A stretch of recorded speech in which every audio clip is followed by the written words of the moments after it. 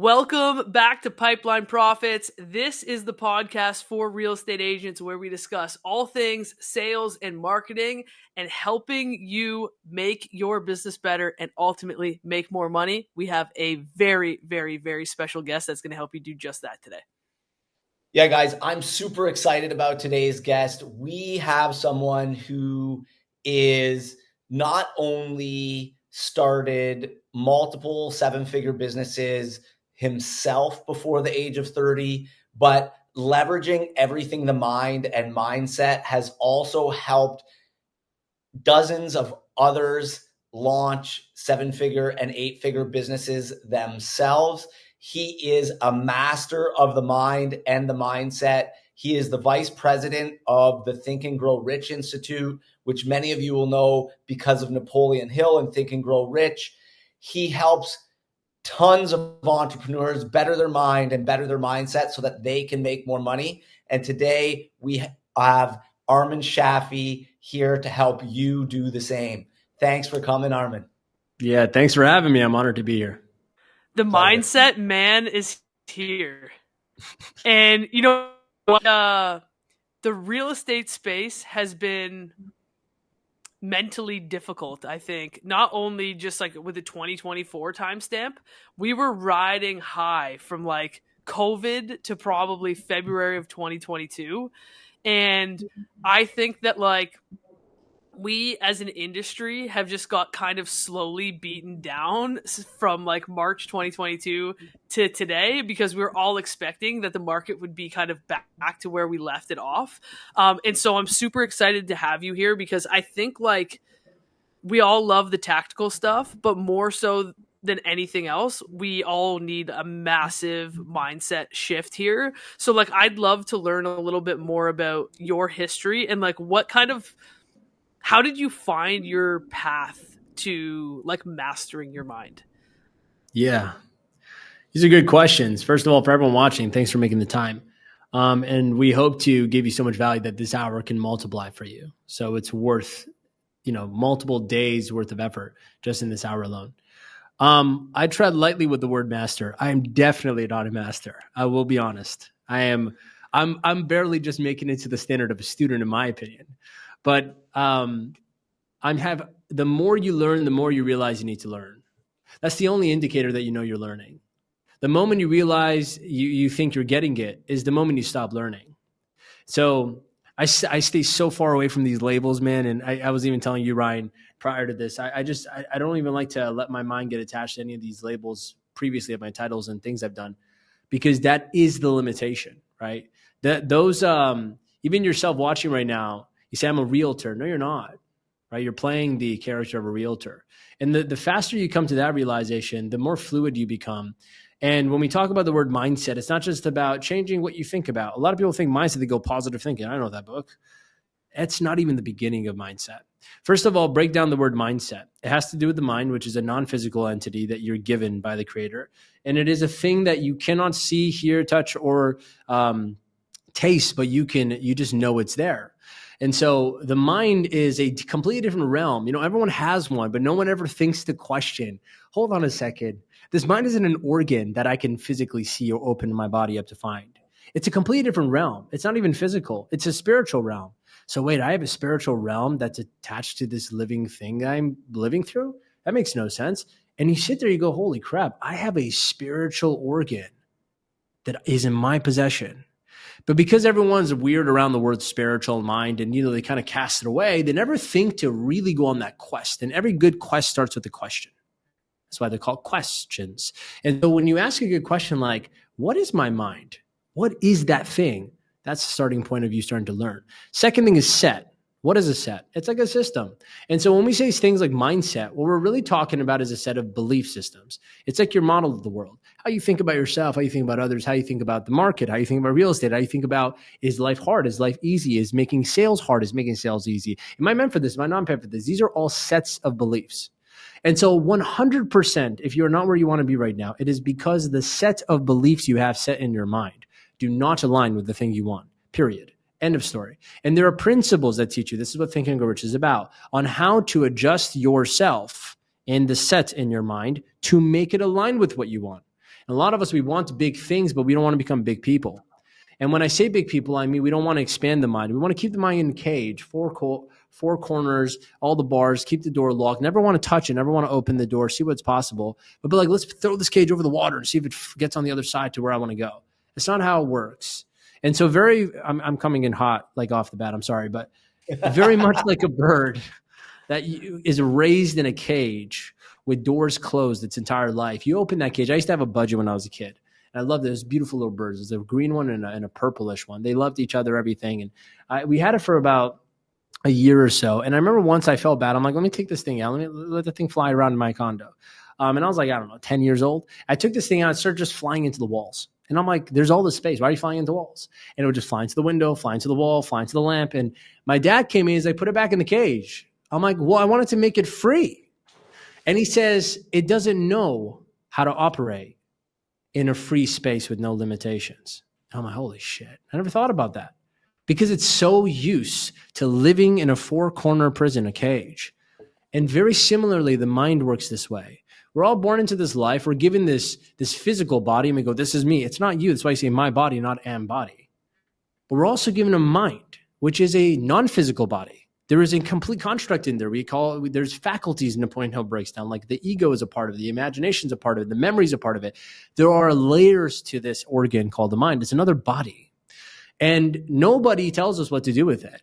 No one teaches it. Unless you're born into like an Eastern culture country where you're raised meditating, then you really don't know much about it. So what do? We put it in this cage, we lock the door and we go, whatever it reacts to, that's just life. Whatever mom says or dad did, that's life. And so you just grow up thinking that's you. And here's a news flash. That little you is still sitting inside you, just living through you through an adult body. It doesn't mean you ever grown up because your hair's gray. It just means that you've aged. Doesn't mean you've grown. And growing and aging is two different things. And so what I do in my work now and what I'm really passionate about is when I meet a person, I see their mind has been caged. Now try to open that door without an actual guide, without a person who knows how to operate with no limits. For example, if you take that bird out of the cage and you throw it into the air, you just let it free. I actually did that one day. I took the bird. I'm like, we should let it free. We should let it free. And I walked outside the front of the condo and all space, all sky. This thing could fly anywhere it wants to. And I let it go out of my hand and it flew straight into a tree and it died. True story. And it died right in front of me. And I just thought, are you serious? My dad's like, when they're caged this long, they don't know how to fly with no limits. And I'm like, oh, God, that stuck with me for some reason. But then I realized mind is the same way. So what does that mean? When we go on the journey, the quest to understand ourselves better, understand our mind better, to set new rules, set new beliefs, we need a guide. We really do. We need someone who is operating with no limits in their mind, someone that could help us find our path, find a direction in the vast, open, unlimited space called, life. And so if you're watching this and we're talking about mindset, then yes, if you want to go somewhere, there's a flight path. And there's a set of beliefs, thought patterns, a set of ideologies you need to either remove and replace with if you want to have a different scenario. And no, your circumstance has nothing to do with that. Now, I'll give a good story on this. Actually, if you guys want to ask the next question, I already had a story ready for this whole market is bad thing. You guys want me to share it? Yeah. I want you to share it because that is the common objection that we receive from agents at this point in time. Yeah. So if you're watching this and you've ever caught yourself complaining about the market, any form of I can't get what I want because everything outside of me is not where it has to be, what it needs to be. Essentially, I don't have what I need to become or to achieve what I want. Pay close attention. In the Great Depression, 1932, there was a man called Aristotle Onassis. This man was during the Great Depression watching as the entire country, the world is falling apart. And what happened was because there was war, all the people who owned ships, they started to become afraid to ship things and export because their ships and all their cargo would get shot down. So they stopped shipping things. So the entire economy of the world started getting really affected by America's Great Depression. And so what happened was there was an overwhelming buildup of ships that are just sitting there idle, that no one didn't want anything to do with them. And they were just all losses for the companies because they'd spent all this money and they're losing money by the day. Just to maintain the ships costed more than if they had shot it down. So Aristotle Onassis was the type of person who thought outside the box. He wasn't the ordinary conformist type of thinker. He sat around and he looked around and he had this idea. He looked at himself, and at the time he had a mentor, and his mentor told him, when your attitude's right, the facts don't count. When your attitude is right, the facts don't count. Now, it sounds like a really stupid saying. Anyone who's rational, sophisticated, or intelligent would say, Armin, of course the facts count. If you can't do something, you can't do it. I go, yes, so the budgie thought in the cage.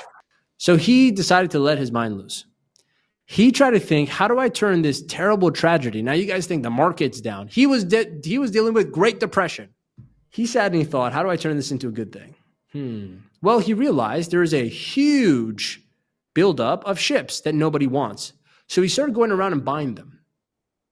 He started buying them for pennies on the dollar. He started racking up all of these ships that he owned.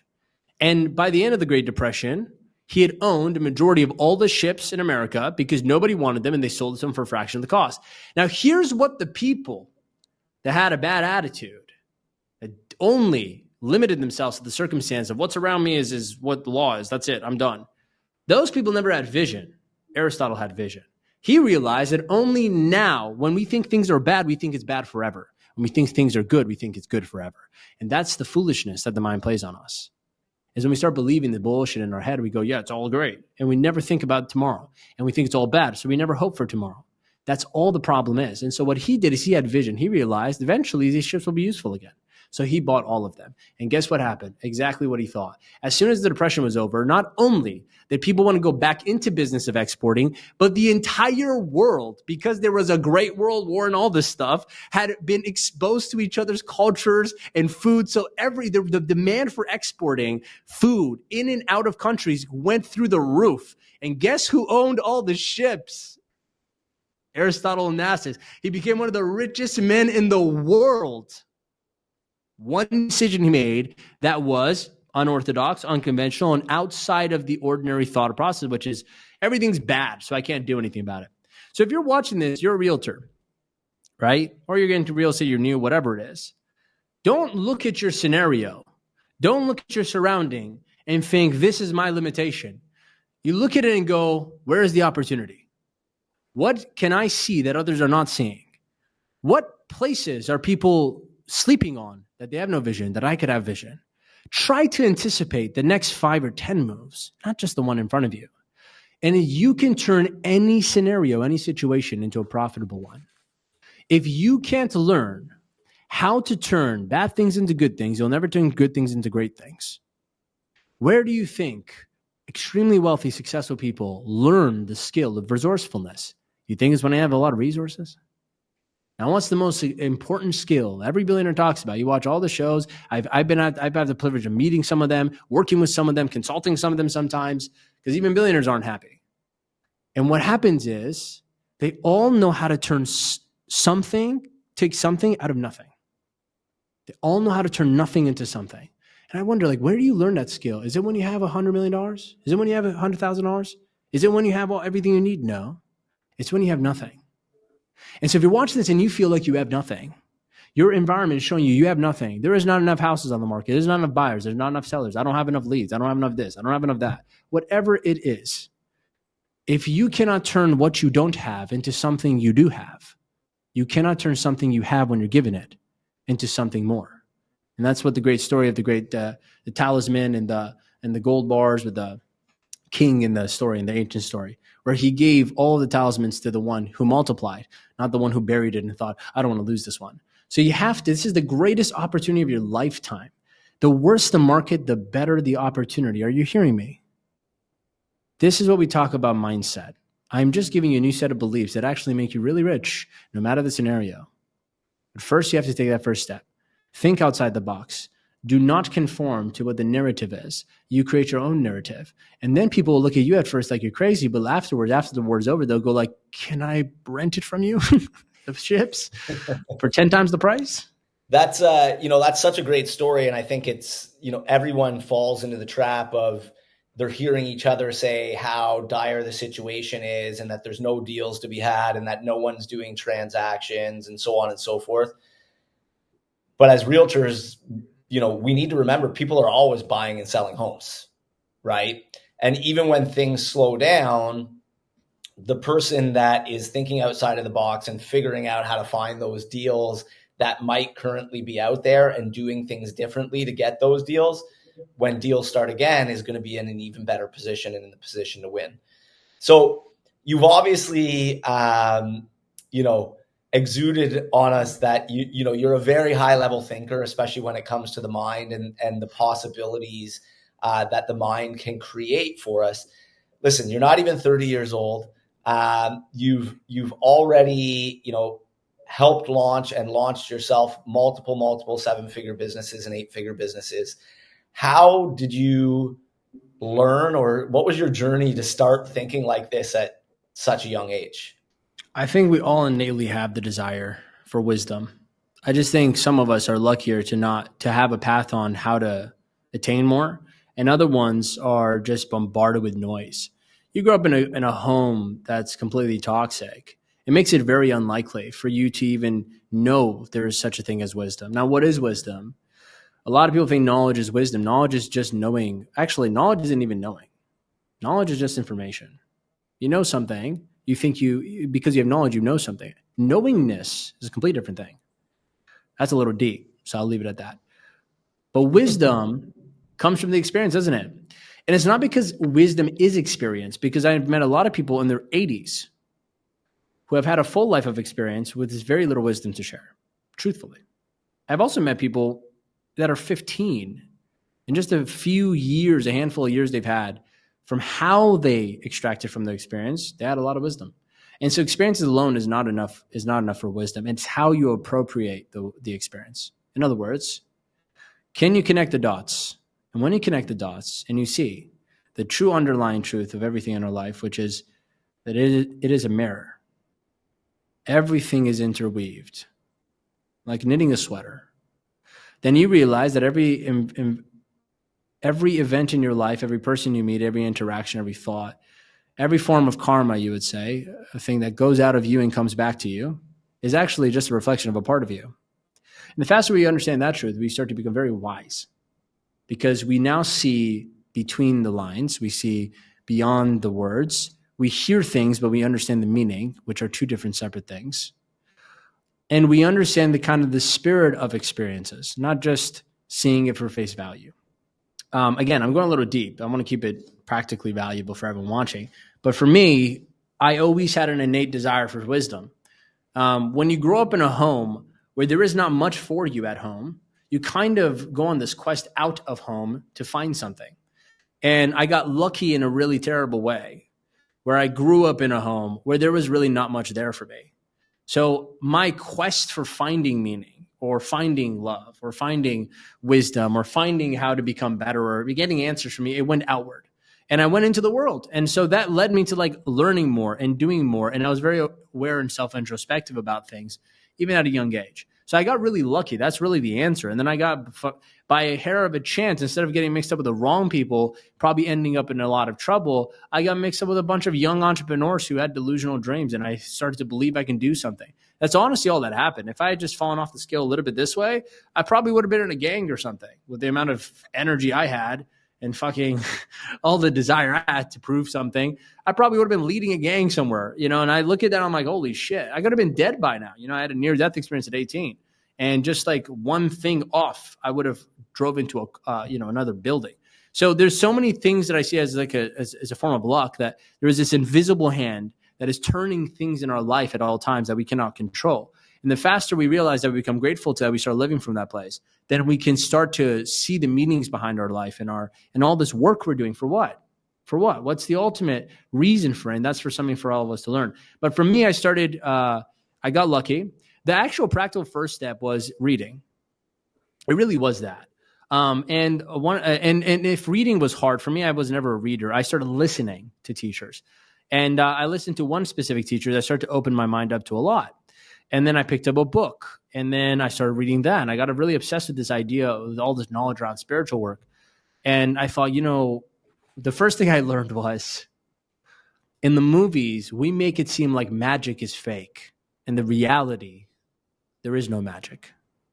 And from all the spiritual work I did and the readings I learned, is that I realized the reality is that movies are just our way of trying to explain what reality is, which is that the reality is magic is real. And there are laws in this universe. And the mind is not a physical thing, which is your firsthand, no person could argue, firsthand proof that there is something more than just physical, what you see face value. Because explain to me an emotion. Explain to me a thought. Can you tell me where it came from, where it goes, how long it stays there, how long it lasts, how it happens? No answers for anything. You even quantum physicists, anyone you talk to, they'll have their own interpretation of it. No one can really know. And so I look at that, I'm like, wow, magic is real. So I was a kid and I learned that. And I'm like, okay, I want to learn that all the way. And then I used it for success. I had one goal when I was a kid. And I'm like, I'm going to become a millionaire, the first one in my family. I'm like, all right. And I went towards that. It took me a long time. But I didn't give a shit when I got there about what I had. I was far more grateful for what it made of me. And by then, you realize the closer you get to your goals is that the goal itself doesn't matter anymore. Because you've grown so much as a person, you realize you don't care for having more because you become so much more. But start with the book. If I was going to tell someone, where do I start? That was going to be my question. Yeah. Well, here's the thing. If the path is achievement, okay? If your path is like, how do I become extremely successful in my life? Pick up the book, Think and Grow Rich, and actually do it. Don't read it, which means write down your goal, make a plan, read it every day, take actions, go the extra mile, go out of your way to help people, learn how to develop your sixth sense so you can pick up on creative ideas that help you, like Aristotle and Onassis did. The principles laid out in the book is a curriculum for attaining anything you want. If the path is peace of mind and flow and expanding your mind, Think and Grow Rich does not do that. That's what I've realized. And I've been teaching this for 6 years with the president. Think and Grow Rich teaches you how to change a destructive mind into a constructive one. It doesn't free you from it, though. So the other book I would say, if you're watching this and maybe you have made a lot of money and you're like, you know what, maybe I want to do something more than just make some money, then pick up the book Untethered Soul by Michael Singer. That is a beautiful book. I'm still reading it over and over and over. Because that book explains to you the inner workings of a mind. Now, just to give you context, Napoleon Hill was the author of that, the credibility of that author who made this philosophy, spent 20 years studying the most powerful people in history in order to develop what he extracted from their minds, the actual principles that made them successful. So it's not an opinion of an author. It was a scientific research study for 20 years. So you can depend on what you're reading and doing is actually what was extracted from 20 years of research and testing. So it's not like someone's like, I made up this term, I think it works. It's like it was irrefutable laws that he created. Michael Singer ended up, he's the founder of the company, the Medical Manager. And so he became a billionaire, building software for medical companies in the 90s. Plus he built other $1 million businesses and he never tried to. That was a very interesting story for him. He actually just surrendered his ego and just did a lot of inner work. And then these things would just come out of nowhere and it would just require him to do more. So there is two very different points of views of achievement. So it depends on which one calls you more. And still, Think and Grow Rich is very spiritual. You just have to get to the end to understand it. In the beginning, it sounds like a very practical way of looking at it. And you're like, let me set my goals. But by the end of it, you realize there's something far more than just achieving what you want. It's becoming something in your life. So I would start with those. But I think to this audience, that's so important because I think if we, think about who's actually listening or who's watching this episode right now, it's like, there's going to be a few that are like, okay, I have enough money. I want to do something for a greater purpose. But there's a lot of people that are like, listen, I would love to get there, but my first step on that road, or like whatever the first rock that I have to climb over this river is like, I got to make myself some money. And so at the end of the day, I think the fact that Think and Grow Rich ends on that note, but doesn't necessarily start on it, is a great kind of segue to where I think most of our audience is at right now, in that like they would love to get to that place, but in order for them to get to that place, it is going to be a journey and they kind of need to pick up some shillings on the way. And so what I wanted to go back to was, like you said, I'm the first person in my family and that is going to be a millionaire. And that was my mission. And fortunately, I fell on the right side of the tracks and end up hanging out with these entrepreneurs. At the beginning of this journey, even though you were spiritual and were aware of something higher, was the objective money at the beginning and it's expanded since? Always? Okay. Always. I would argue it still was up until recently. And that's a long battle I've played with. Long battle. I'm not even sure. I'm still sitting there every day. I'm watching my own mind. I'm like, you're tricking me into more money making stuff. It's funny. Actually, I had a meeting with my business partner the other day. He's like, hey, man, because I closed down all my programs, even the ones that I spent 8 months building for the last, year. And then I launched and I just closed that down too. And all of it just because I'm like, it's not aligned. It's really hard to do what's right. That's why people don't do it. I'm like, it's going to suck, but I just don't want to do it. I don't think this is what I'm supposed to do. There's an innate feeling, like intuitive, like I'm not this guy. And so recently, like we just focus on servicing the clients we have now. So there's no marketing efforts in my company right now, no sales efforts. I just pretty much take on clients as they come and I'm helping as I can. And it's very odd for me because when you're an overachiever for so long, 10 years straight, I've only been in business, out of my home, in my own office. I would live in my office, essentially. My home was entrepreneurship. It's really a serious withdrawal period. There's withdrawal symptoms when you withdraw from achievement, because the first thing that happens, you start flying into walls and trees. And my business partner's like, I need to know what we're working on, man.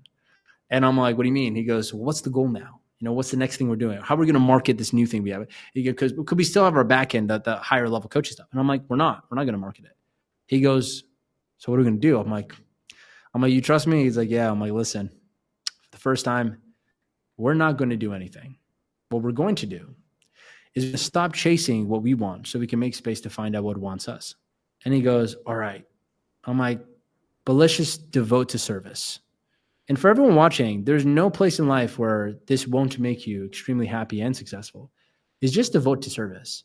Get your mind out of this is very anti-thinking or rich, but it actually is the essence of it in a funny way. It really is the spirit of what Napoleon Hill was teaching. It's just not face value what you get. Completely forget about the goal. Like, know you want it and just throw it into the universe. Oh, fuck it. And just focus on service. And I'm like, look, we have some clients right now. We have some people that need our help. I'm like, anyone who comes along and they need anything, even if it's outside of our skill set, just say yes, let's help them out. And he goes, all right, I've already been doing that. I'm like, same. So me and him have formed a mastermind where we're just now in the service of extra mile. And I'm like, and let's keep going deeper within. So I've changed all of my focus from outward thinking of like, what do I want to go after, and setting it. Doesn't mean I don't measure things. It doesn't mean any of that stuff. I still do all those things. It's just the intent has changed. It's not like it's because I'm going to achieve. It's more like because I want to learn more about me. I want to go more in. So all my outward focus has moved inward. And honestly, whether you're broke watching this or you're a billionaire, that principle will free you. It will absolutely help. There is no level you need to reach to start serving. And I realized through very hard life experiences now that really the secret is asking yourself, what can I give, not what can I take, and to not take from others to give to yourself, but to take from yourself to give to others. And so I just keep taking my time and my skills and everything. I'm just giving it away. And honestly, I'm happier. And in a weird way, opportunities for making money just kind of come my way. And I'm like, oh, that's nice. Is it as much as I used to make? No, but I'm also not stressed. I'm also not on pressure. And honestly, I think if I stay committed to this journey, I will make far more than I'll ever need and I can ever have made if I try to force everything. There's 4 levels of consciousness I would love to share with everyone. And the word consciousness is literal woo-woo. So I'll say there's 4 levels of thinking, 4 levels of living, you would say. At the lowest level is level 1, is life is happening to me. This is the majority of the world, 98% of the world. These are the people that are living in learned helplessness. This is what we call the victim consciousness. Majority of the world lives this way. Life is happening to me. My parents beat me. I'm broke. My job isn't good. Everything's happening to me. One level higher than that is the state of mind of living from a place of life is happening by me. Now, these are the achievers of the world. This is what I lived in for a long time. I was addicted to this level. And these people always are like, if I'm going to make it happen, if it's up to me, if it's meant to be, it's up to me. I'm going to set the goal. I'm going to kid it. I'm going to burst through. Now, these people are the equivalent of someone who is just going upstream. Now, the thing is, it's actually not the truth of life. This is just the ego that's so convincing, as sold the person to achieve everything through force. There's a great book called Power versus Force that explains this really well scientifically. So these people are the achievers of the world. They usually get what they want, especially if they have a strong will. The problem is they don't end up wanting what they get. Stay with me so far. I know I'm hitting a lot of poetic terms. I'm not trying to. No, that makes a lot of sense. I swear I'm not trying to do this. It's just coming through. At this point, I've just like let go. I'm like, whatever you want to say, come through. So they get what they want, but they don't want what they get. So what's the next level higher up? The next level higher up is life is happening through me. These are the wealthy. These are the elite. I have the privilege, again, of knowing a few of these people. One is a close friend of mine, lives actually close to me. And his smallest business does like 5-6 million a year. His largest one does hundreds of millions. The people he knows, like he could make one call, he'll be in front of anyone. It doesn't matter.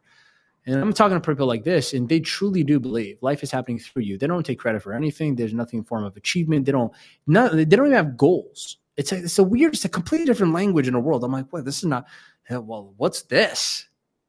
These people believe life is happening through them and around them, not by them. And I go, wow, what does that mean? These are the people that understand they're always living from a place of gratitude. They're always using leverage because they know they are not the smartest. They usually are very humble. You can never tell they're as rich as they are. They're usually trying to help as much as they can. These are like the Tony Robbins of the world. Tony Robbins, right? And with exception, but kind of like that, like just always giving whatever he can is through me.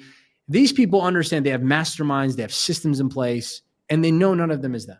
Because really, to become wealthy, not just rich, you have to develop a mastermind. That's what Napoleon was talking about. You have to leverage, multiply your mind power by having other minds come together. So these people know it's happening through me. Now, I had a person, I actually shared this on Threads, and someone responded, it's happening for me. And I'm like, I understand why that might be your word. I used to say life is happening for me too. But see, there's a foolishness to that. Is your ego still tricking you to believe shit's about you? It's not about you. Nothing's happening for you after. No, life doesn't give a shit about you. Life doesn't give a shit about you. You die today. Life moves on. Nature moves on. So it's not that it's happening for you. This is a contradictory belief because it's very common to say this, a popular term. It's that it's through you. You understand that you don't control that. It's like a heartbeat. It's not beating for you. It's beating through you. It stops at any moment. You're done. Now, what's the highest level? Highest level is where the spiritual teachers are, the gurus. And honestly, none of them really live in the Western world. Most of them are people you don't know that they kind of find you. The Maharajis, the gurus. This is that life is happening as me. So life happening as me is you just see everything as a reflection of you. You are. Like you meet a person, there is no you. You're them. And when you meet, like Jesus was like this. You met him, you touched him, he would heal you. Because life was happening as him. He was all of you. He was all of it. Now, do we need to get to that point in life? No, we don't. If you just get to the through me, you will have the most abundant, prosperous, peaceful life you could ever imagine. Even more than you can imagine. But definitely the goal should be to elevate out of the first two levels. Because the world is split between those two. The people that are victims and the ones who are taking a shit on the victims and saying, own your shit, live your life. Go to the gym. Don't be fat. I'm serious. Like you got the level 1 people being like, I have thyroid stuff. And level 2 people are like, no, you're just lazy. Both of them are wrong. Level 3 people are like, the burn of working out feels so interesting. I just want to feel it more. So cool. Oh, I met this person at the gym. Oh, shit. I don't give a shit. And when they get fit, they don't even notice. Oh, abs? Oh, yeah, cool. Look, they're there. But if you're broke and you're watching this, at least level up. You can't be jumping. Problem is, if you jump from victim to, if you jump from that to life is happening through me, you become a hippie. Now we got the formula. We understand what happened. There you go. I was like, well, or you could do ayahuasca in level 1 and temporarily be in level 3. Yeah, temporarily. And then you snap back down. It's a serious withdrawal. Really quickly. Really quick. It's a strong backhand when you get out of that one because you were not prepared for that capacity. Most people that skip straight to I'm all of it, they actually end up doing nothing with their life, which is ultimately not the purpose anyways. The real purpose is to be productive with this time we have here. Do something with it. Add value to the world. Add value to yourself. Make life meaningful. But meaning comes from working towards things, doing something, be devoted to a cause. And so without purpose, you can't actually live the best level 3 ever. Yeah. Because you won't have anything for life to work through you for. You would just sit there. I went through that phase. At one point, I stopped everything. I was just I could get so much joy from sitting and staring at a tree. It would talk to me. I just like, Yeah, wow. you become Eckhart Tolle, right? Like Yeah. where he went from like struggling victim to like, hey, I'm just going to be homeless and I don't need anything. And I'm just going to let life happen. But there was no structure to let life happen. And so like, obviously he had a lot of mindset transformations through that experience, but most people couldn't survive that experience in jumping that from one level to the next. So I guess my next question would be, what are some steps that you think people can easily take to get from like, a lot of us are stuck in that victim mentality of saying things and having the mindset like that, like, oh, I'm not producing because the market's bad. It's happening to me. Like my deals are falling through. I'm not getting the good listings. My buyers aren't motivated. Like that's the talk we hear all the time, right? Like, oh, the leads I'm generating are poor, like whatever. To get from that victim level, what are the steps they can take to at least get to that next level of life happens because of me and I make life happen? Yeah, so that's a great question. I actually have a very specific exercise that changed my life and I could share with everyone. Yeah, that'd be awesome. The first step is to realize that your thoughts are not yours. That is the absolute first step. Because the cause of all suffering is that we believe the thoughts, that are not ours. And the thoughts are being spoken by a voice that is also not you. And the problem is that we believe that voice. And that voice hijacks our life. Once you do this exercise, what will typically happen is you'll have a moment where you kind of wake up and you become aware. And it'll be kind of scary because what it'll feel like is someone had hijacked your body from a young age, ate your meals, hung out with your friends, kissed your girlfriend or boyfriend, had sex, achieved goals, loved your parents, and you wake up and realize, who the fuck was that? Because it wasn't you. So go through the exercise, tread lightly with it. Step one of the exercise is get a piece of paper and pen or type it out.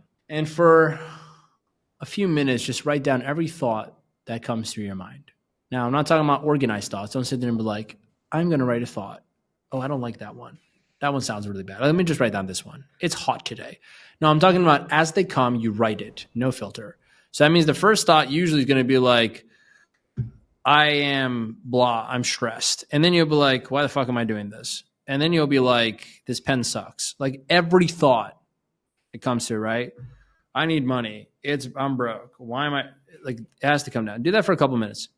You're going to write down somewhere in the vicinity of 10 to 20 thoughts because a lot come through.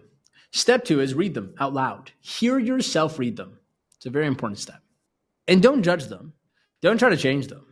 Oh, I don't like that one. That one's not true. I'm telling you, you have some weird shit come out. I'm really horny. Like, it will just come out. Fucking, I want to kill that person who said that thing to me. I'm like, oh my God, I don't want to kill anybody. Oh, stop believing the thoughts. Just write them. Step two is read them. Now, start to become aware of the thoughts. What this will do is as you read them, you'll start to create a distance between you and the thoughts. It's very important. Step three is turn all of the I's into you. So instead of I am stressed, change it to you are stressed. And start to turn all of them into second person, not first person. See, the voice is it's a very clever thing. What it will do is it will say all of your thoughts in first person statements. So it will make you believe it's about you, but it's not you. It's just speaking through you. Now, step number 4 is reread those thoughts again, but in second person. And then ask yourself the question, who the fuck is this? That's the first thing you're going to think. Now, before all my trauma-addicted healing addicts, because there's a whole trend of people who are like, oh my God, childhood trauma is my life. They've just identified with that. It's not really the point. Before some of them jump out and start saying, oh my God, this is my mom. My mom abused me. Okay, just take a breath. It's not any one of the people in your life. The voice is made up. It's like a Frankenstein. But first, just ask yourself in general, like, who is this that is speaking to me, telling me these things? Because you're not thinking that yourself. You're being told those things. Now, a lot of people think because they have a lot of thoughts, they're thinking. There is no, it's a different thing.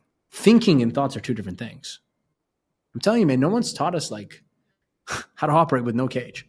I'm giving you a starting point. Thinking is a conscious activity, which means if you're doing it, you're not overthinking. You cannot overthink consciously. So when people say I'm overthinking a lot, or I overthink a lot, or I'm overwhelmed, or I'm stressed, or I think too much, what they're really saying is I am hearing thoughts all the time, uncontrollably. They're not thinking. In fact, the problem is nobody thinks, because if they actually consciously thought, they'd be in far more control of their destiny. This is an exercise that helps you with that. So now you read these thoughts and you go, well, I'm not thinking this. But here's the problem. I do this with people, and their first thing is defending the thoughts. This is why they're suffering. They start going, well, no, it is true. I am broke. I go, are you? What is broke? Define broke. And this is step number 5. You start defining these thoughts, and you start questioning these thoughts. Start to look at those thoughts and go, is that true? And step number 5 is find one that is true. Now, you need good mentorship for this, because usually I've never told someone to do it without me sitting in front of them. But when it happens, go through them, and you will probably believe some of them. I want you to question it. When it says, I have no money, ask yourself, is that true? You go, yeah, I have no money. Nothing? How much is actually in your bank account? Negative $12. Okay. So you have negative $12, not nothing. Oh, shit. I mean, that's a technicality. Yeah, but it makes it untrue. That's the point here, that you are believing in thoughts that are inaccurate. So now I go, one person will write down like, I'm worthless. I go, are you? And they go, I feel like it. They want to deny. I'm like, define worthlessness for me. They go, I can't. I go, so how the fuck do you believe this? You don't even know what it means. Now, if you start defining the words, you're now becoming a very accurate thinker. You're actually thinking. In fact, notice when you do the exercise, you'll stop thinking. You'll stop having thoughts. You'll become far more present. You'll realize you're not thinking as much. It'll start freaking you out, because if you're addicted to thoughts all the time and you stop, it's weird for you. You go, what the, something wrong? Why is it quiet in here? You're silencing the voice. Once you do that, step number 6 is realize you are not the voice. You will feel so much liberation. You just sit there and you go, holy shit, none of these thoughts are actually me, nor are they true. All my thoughts are liars. So what else is there? What is there to life if my thoughts, the very thing that are speaking to me all the time, is not true? And my answer to you is life. There's life beyond your thoughts. What you have been doing is not living. And that'll be your beginning step. Honestly, if you find me on social media, I'm more than happy to respond to people. No, I don't sell anything around this, but I'm more than happy to help out with this. But it's a delicate process, and it's important for you to introspect and sit there with them. People don't do this kind of work, man. They're all in their fucking leads and their pipelines and their scripts and all this bullshit that they think will change the voice in their head. It won't change the voice in your head. You're just going to be miserable with more money. Is that really the goal? I mean, it's like the real goal is peace of mind, isn't it?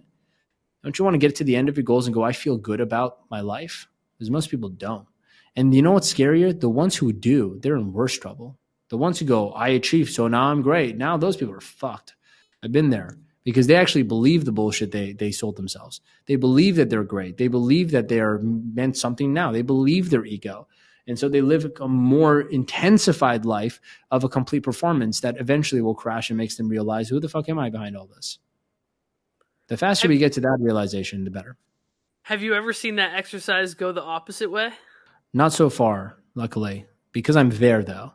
I've had one person try to defend the thoughts, but there is, so far, from my experience and the experience of the people I did it with, nobody will sit there and have a bad or traumatic experience realizing, like observing their thoughts. Nothing bad will come from you observing your thoughts. It's like there might be some side effects to withdrawing from the addiction of thinking, sure, or thoughts. But it's always a liberating feeling. People are confused, though, sometimes. They'll sit there and be like, what's going on? But like that thing's happening right now as we speak. Even during this podcast you guys are watching. Like it's happening right now. You're judging this podcast. You're thinking things. Your thoughts are coming through. You're idle-minded. So this is a really good way to stop the mind. I haven't seen it backfire, but why would it? You know, I look at it, I'm like, you're watching your own thoughts. They're in there anyways. But if they start to believe them is the problem. That's why I'm saying you need to have someone supervising there. But don't believe them. The point of the exercise is to realize they are not your thoughts. Now, here's the real trick to it. The good ones and the bad ones. Mm-hmm. Not just the bad ones. Mm-hmm. Everyone who goes, you ever see those movies? There's like a devil on one shoulder, angel on the other. You go, devil's not me. Of course it's not me. It's the devil. It's trying to make me do stuff. It's like the angel's God, though. This is me. This is my conscience. I go, no, the devil's both. I go, what? I've done this with super religious people too, and they all freak out. What do you mean the devil's both? I'm like, God doesn't speak like this. God speaks through you. It's an experience. These are voices. I go, devil's both. Same devil that'll tell you you're shit is the same devil that'll tell you you're great. They're all lies. They're all lies. I go, so Armin, who am I? The head in between. You forget that part, don't you? You're not a sum total of these two. You're the head in between. You're the watcher of the voices. The one who hears the voice, thoughts, can watch it. They can't watch themselves. Have you noticed that? They can't experience themselves. You can experience watching them. And through that, you get closer to actually the creator, the awareness of it. Well, I actually love that exercise for where I think that many agents are at right now, because it almost acts as like a sieve for you to recognize these subconscious things that are going through your mind and these fake stories that you're telling yourself that you otherwise are like, for the most part, unwilling to face at the end of the day, right? Mm-hmm. Like it's just this unwillingness or just constantly kind of shoving things down and not being able to recognize that. So I love the fact that it's just like a flow and an exercise to kind of like sift through. It's like a filter, right? To understand like, all right, well, are all of these negative? Are 50% negative? Like, where do I stand right now? And I imagine that you probably make people do this exercise not just once. I imagine it's some type of check-in exercise that happens over time to understand every day. Okay. I do it every day. Wow. Every morning, every night, the first thoughts that come to me, I write them. I have a whole log dating back to maybe 6 months now. I've been doing this every day. I miss days, and then I write my first thought after a week of missing it. I go, fuck, I've been missing this for a week. I'm like, that's a thought. That's not me. You start to build a really interesting relationship with that person inside of you because they're not you. But I do it every day. And we read them together. That's really the goal, is you want to have a self-documented experiment, because if you can't separate yourself from the person living inside of you, you will either be owned by them in good ways or in bad ways, but either way, it won't be the truth. Mm-hmm. So the first thing you'll realize is probably how negative or positive you are. We did this in a Think and Grow Rich seminar once, and everyone in the room wrote down their top 3 dominating thoughts on the spot. Mine at the time was, I'm going to be rich. I'm going to do big things. I was like 23 years old. Right now I'm like, I don't know, it's just a lot of achievement shit. And then I read mine out loud, and I'm like, yeah, this is normal. Eye awakening. Someone else opened their mouth. They shared their thoughts. I hate my mom. I'm stressed. I'm not going to make it. I'm like, what the fuck? I was sitting there like, really? You're thinking that? Like all this you're learning in this class and how powerful the mind is, that's what you think? And I'm like, I was so blown away. Another person would be like, what's for breakfast tomorrow? Like dumb shit. Like, I'm hungry. I'm like, this is what's in your mind? Holy shit. The starting point of transformation in your life is thought mastery, like understanding how these thoughts work, what they are, how to change them, all of it. Once you separate yourself from that voice, the first thing you realize is, are you positive or negative? Second thing you have to realize is they're all lies. It's a very important part of this exercise. Nothing you're going to think is true. There's no exception to this. They are all lies because they're all perceptions of the truth. You go, Armin, so what's truth? Truth is not a thought. Truth is a knowing. It's important. You have to experience it. I'm not a master of this stuff. I'm only learning as I'm sharing to you guys. Truth is a knowing. It's not a thought I have like, oh, okay, I am powerful. That's a thought. That's bullshit. Like, what do you mean? What's powerful? And whose I am? It's really weird. It will shake you up. So don't do it unless you're ready for real unless you're committed to real like transformation, like working on yourself. Don't do this. Don't flirt with it. There's no point. Don't dilute it. Don't do it half-assed and be like, oh, I kind of worked it. No. You have to be committed to the process. Do you find this exercise, there's a risk if someone's already at level 2 that it'll shift them backwards? There's no risk to becoming self-aware. The only risk is never becoming aware that you are living in a lie. There is no risk to consciousness. Risk is an egoic concept too. I mean, it fucking makes us afraid of what if this happens? There is no risk. Truth is all good. Only lies are perceived as bad and good. Truth is right. There is no truth that is bad in this universe. The truth is all things are perfect. The truth is there's an entire solar system running without our needing to do anything more perfectly than a household can run itself of 3 people. That's truth. So everything else is some bullshit construct we have made in our mind to make life more noisy. Silence the noise and you get to live life. Beautiful thing. Then you can be a realtor and float through the day. People will just come to you. Everyone that meets you, they feel something. I don't fucking work with this person. I want this. It will start happening like that. Doesn't mean you don't work hard. You work hard, but you work from a devotion to your work, not to get something. There's a good movie called The Peaceful Warrior, where by the end of it, the Olympic athlete, he realized that the way to win is to not want to win at all, to play the game just to play, not to get the medal. That's the concept of it. But to experience it is a whole different thing. It's like, really, what does it feel like to just do this because you want to do a good job, not because of what it gets you, to really change the life of a customer when you're helping them buy or sell their home, just because you have a passion for adding value, not a passion for real estate, not a passion for sales, not a passion for money, but you have a passion for helping. And when you develop a passion for helping, you will become richer than you can even imagine. That's the ironic part of this entire thing. That's what achievers don't get. Achievers think that the path to success is more work and more stress. And that's a very dangerous belief system. I've indulged in it. Although it gets you what you want, it leaves you not wanting what you have. Then it leaves you really fucked because now you're depressed, you're empty, you don't know what to do. You start going to church.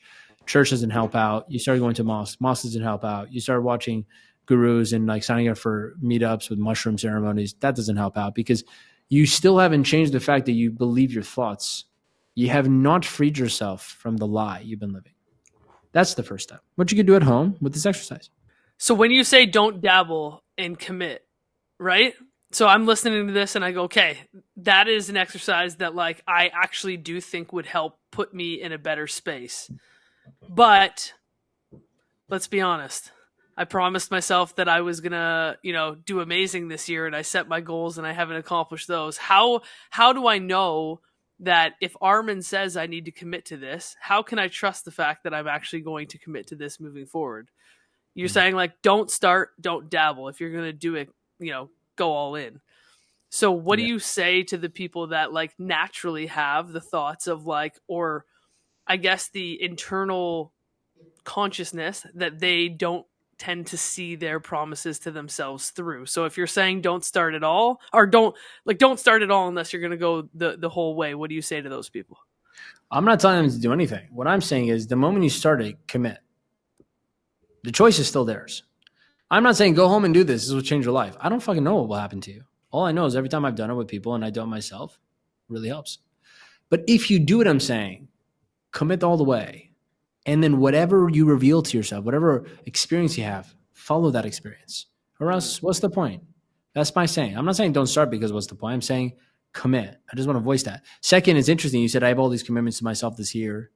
I remember there's a very common fallacy that by doing inner work, you may lose the drive to succeed. This is a very common fallacy. It's so fucking weird. Yeah. I had that fallacy. I had that really big fear.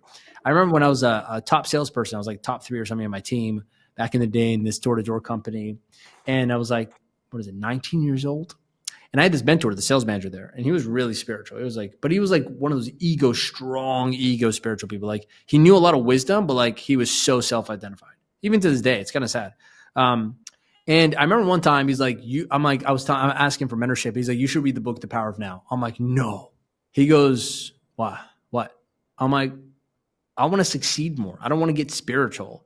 I want to make a bunch of money first before I get spiritual because I'm worried I'll be broke and spiritual. So I told him, like, don't tell me to read that book because I know the power of now. It's just going to make me go into the present moment and not want anything. All my desires are going to fade away. And he's like, you got this all fucking backwards. I'm like, no, there's no way. I don't think sitting down in meditation. He's like, let me ask you something. You want to make $100,000 this year. Do you think being stressed about making $100,000 is going to get you there faster? And I thought about it. I'm like, well, it'll make me work harder. I'm like, if you burn out, do you think your best performance will come when you're afraid? I said, well, no. He goes, then when? I'm like, I don't know, when I'm confident, when I have faith, when I believe, he's like, when you're in flow. I'm like, yeah. He goes, the work you do inside removes all the resistance between you and what you want. It doesn't remove what you want. But sometimes it removes so much resistance, all of it, that you become so at peace that getting what you want is not as exciting anymore. That doesn't mean you don't end up achieving things. It just means you do it without caring. Holy shit. Okay. So I read the book. He was right. It helped me. That was one of the books as well that really helped in my journey of realizing that there is such a thing as a now that is outside of the entire world I made up around me. But still, honestly, until this thought exercise, I didn't really separate from my voice. But even at that point, it helped me become more at peace. And it's an important one for everyone to write down, is that a peaceful mind is the most productive mind. This is the common fallacy people don't get. You think you're more productive when you're stressed out than a person who's completely in flow, loving their work? There's no fucking way. You'll never lose. You'll never win against that person. Stress will slow you down. It breaks down your immune system, shuts it down, makes you stop thinking creatively. All of the actual things that make you successful are all shut down when you're under stress. You just have the illusion of working hard because you're going through it like this. But a person who wakes up, like, you know what's a good game to understand is golf. Go golfing. The more stress or harder you force it, the worse your posture and tension becomes in your body. So you swing like shit. And when you swing like shit, you hit worse balls. And then at the end of the game, you go, what happened? Like, you tried to win. That's what happened. You got pissed that you weren't winning. But the guy who's sitting there having a good time, looking at the trees, feeling the breeze, making a joke, he's just hitting every single one just right out of the park. Oh, what the fuck happened? Same thing with music. You think I'm going to play better if I'm extremely nervous about the performance? I'm sitting there, my fingers will tense up. No. Who are the people we love watching that do the best music? They're in flow, man. They're right there in the moment. Just right there. There's no thoughts. They're completely immersed in the experience. And so people who are achievers, they think that doesn't apply to them. They think, if I want to achieve more, I can't risk going into the present moment. I go, no, all of your power and talent and skill and performance is sitting in the present moment. It's not in your tomorrow. It's not in your yesterday. It's definitely not in your mind. It's in you getting out of your mind and into this absolute now and just being fully immersed in it, giving all your heart and soul to what you're doing, to that one appointment you have with that person, to that email you're writing, to that call you're making, just being present with them. And that's the illusion that people have. That's why they're afraid to go into this kind of work, because they think this won't lead me to success. I go, you're right. It'll lead you way further than that. You'll hit success by accident on the way. So if you're afraid of succeeding more than you can, then yeah, don't do it. But that's the illusion, man. And that's all I did. I spent all this fucking time in my 20s to just make millions of dollars. And I look at that, I go, what a waste of time. I swear to God, like, that's how I feel. What a fucking waste of talent. Because now, like, my older version of me looks back at, like, the 20-year-old me. I go, that's all you wanted? $1 million? The fuck? A stage? You wanted to speak? You wanted to be known as something? You wanted respect? I'm like, fuck, man. If I knew what I was capable of, if I knew what I could really do if I just surrendered, instead of forcing it all and making it all my way and limited, I don't know where I'd be today. So now I'm like, I ain't going to make that mistake next time. And there was no mistake. It's just the only way I could have got to this realization was that. So now I'm like, the next 10 years, whew, it's going to be beautiful. And so I don't know where I'm going to end up. And that's what I'm saying. Don't be afraid to go into the inner work, because the inner work is where all your life is. Your life is happening inside you, not outside you. So the person giving you that award for best top realtor in your brokerage, that actually doesn't change anything inside. See, here's my point. At one deal a month or one deal a year or 100 deals a year, your coffee still tastes the same. So it doesn't change your actual life. It just changes your perception of your life experience. But if perception is all you're trying to change, there's much fucking easier ways to make yourself happy. Change how you look at this shit. And you'll realize how happy you are, how grateful you are, how lucky you are. And you know what's crazy? And don't ask me how, because I have no idea still. I'm still recovering from achievement over syndrome, you know? Some fucking reason, when you're just happier with what you have, you get given more. More deals come. More people want to do business with you. I mean, the opposite is absolutely true. Definitely, you don't want to work with a person who's all self-conscious and nervous and scared. And of course not. So if we look at it just on a practical sense, you're a way better performer when you're completely in the flow and in your genius zone and you're grateful and you're a positive person. People love being around you. So if that doesn't, if that's the only way to explain logically why doing the inner work, meditating, emptying the mind, realizing you're not your thoughts, that actually makes you more money. My point, though, is you just don't care at that point. Like, you'll make money, but you don't care. And that's how the wealthy operate, the level 3s. Success isn't mine. Achievement isn't yours. You were given a sale. You didn't attain a sale. Someone deciding to pay you money was not your doing. You did your part. They decided to pay you money. That doesn't mean it's your money. It's still their money that they decide to give to you. So if you look at it like that, you go, so achievement is an illusion. It doesn't happen. You don't achieve anything in your life. Nothing. And success is not achievement. Success is an internal state. Success is when you have become something you want to become. It's an inner game. Achievement is an external game. It's when you attain something new.